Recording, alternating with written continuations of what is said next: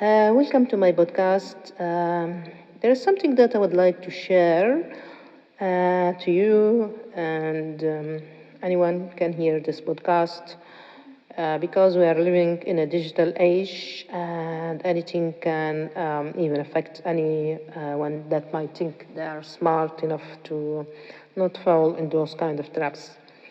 So basically, I had like a spontaneous message to my mobile, and it was a kind of weird, but once you get stressed and get panicked, your brain wouldn't settle until you knew and find out or try to figure out what's this. So the message was about that it says like 10 days ago I had improper parking of my little car, and I need to pay a penalty for that, and I should pay it before tomorrow, or I will be taken to court. So even if you are smart enough and you think that you can read those messages, it's still going to affect you in one way or another, and you will be panicking, anxious, and feel that, oh, this is something terrible, and you try to think, 10 days ago, did you drive? You didn't drive. I don't drive every day. I just drive sometimes, and just closer by, and always be mindful on my parking. I follow rules, basically. And as you know, in the UK, to attain your driving license is not something as easy as you might think of. It involves theory exam, it involves driving tests as well, and there's a lot of things that you need to put in consideration, like for instance, speeding, exceeding the limit in certain areas. If you like for instance, in some places it's now like 20 miles per hour. I had one fine early this year about that. It was like 25 miles per hour, but I didn't know they changed it, so I got a fine. And usually those sort of fines, it's around like 90, 95, something like this. And they will give you always first 2 weeks time to sort it out. Otherwise, you'll be taken. It will be taken a different way. So those kind of things, it's always very stressful, very annoying, very frustrating. And sometimes you don't need those kind of things because you'll think about your license. You need to have it as clean as much as you can, and you don't want to have any points and stuff like that. So this message, I must admit, stressed me out, and this caused me too much stress. I couldn't do anything, and especially today. Since yesterday, I'm having this terrible pain, my neck and the shoulder between scapula. I'm having basically multiple impingement and stenosis, so it's kind of hard. And once you read those kind of messages, they just stress the hell of you.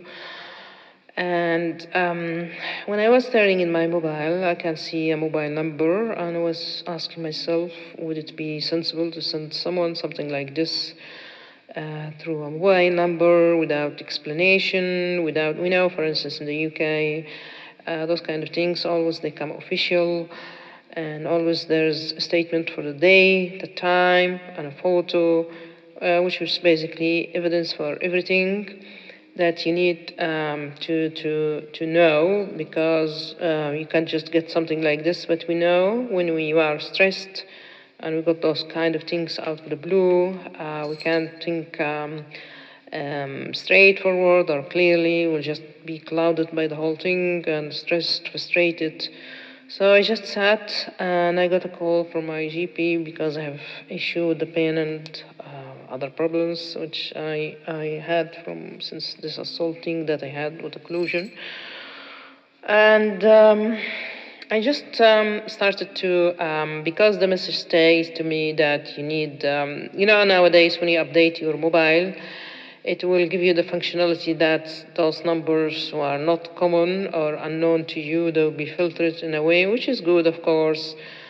And also, they will be taken in a different folder. When I was checking my mobile, I even noticed that there's a lot of messages which were scams. I didn't even see because my mobiles filtered them, which is good, of course. But this one, I didn't know, it just popped out in my screen, and I just saw it. So what I'm going to say here, in order to help others, in order to think clearly and think thoroughly when you got those kind of messages, because we know that sometimes we are working, doing things, we don't want to be disturbed by those annoying, irritating messages, and especially I'm having a lot of pain and a lot of other health issue from this os injury I sustained on my nose as well. So I don't need those messages because it really affected me, and it took me a while to think thoroughly what do I need to do. So all what I did, because I didn't want, because the message says you need to acknowledge yes, which is of course kind of skeptical. It's not doesn't seem right. And it says also you need to pay before tomorrow, which also doesn't sit well. And it says you need to click the link once you say yes, which is another obviously trick and trap, which I didn't do. So all what you can do is just take a snap and then copyright and check. And of course, through the link, when you stare on it, it wasn't written in a proper way. There is some spacing. And of course, I just corrected the spacing, clicked on the, copy paste this link, and it took me to the council website. And when you look through it, it just feel like, oh, this is the council. So I started looking, where do I need to call someone to ask, because it says tomorrow you need to pay it. Where can I sort this thing and make sure this is a genuine one, though my instinct and my hunch says it's not. So I looked through the website, and then I told myself, let me just Google the information and see, because this is what sometimes I need to do, because nowadays, as I say, we're in the digital era, we get a lot of scams. Sometimes your mobile will say it's a scam, sometimes it doesn't. It didn't say for this. So when I looked through some of the info, it just says in the website of the council says, we will never send you something this way, and if you receive something like this, you need just to put your regis and the BCN reference number. So this popped out and opened up my eyes. There is no BCN reference for this message. And even comparing, of course, the way how it's laying out is completely different, and just made me know that this is not genuine. And also in the active links, when you click them, it says it's unfound. So this confirmed my conclusion that this is a complete scam. And of course, once you put your details, they're gonna call you later on, and of course, they make a story. So this takes me back in time, in the COVID time. I remember I was really very sick. I got the bad flu. And I got a message out of the blue. Subhanallah, sometimes things just happen in a different way. And it says, you are infected with COVID, and you need to click this link and buy this test, and it costs only 99B. And I don't know. I just clicked it because it was like the NSH website. Put my details, my bank details, paid. But when I clicked it, it didn't deduct anything. And this made me wonder. And then, straight away, my hunch says this is a scam.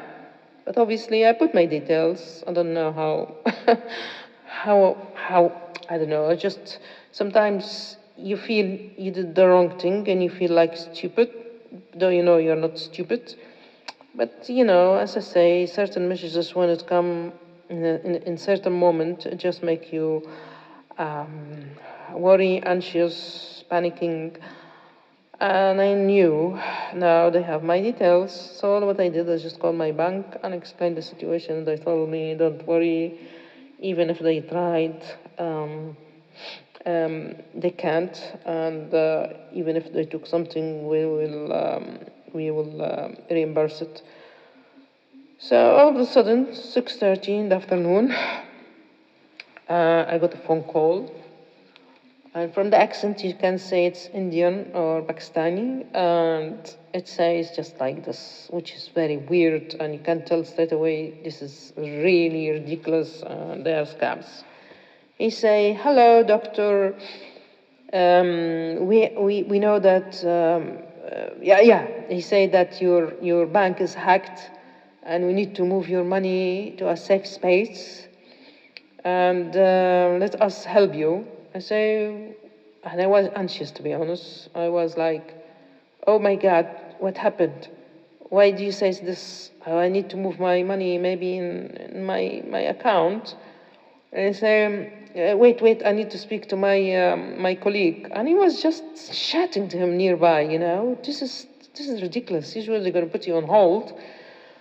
So he was just talking to his friend, and obviously his other colleague in the criminal act.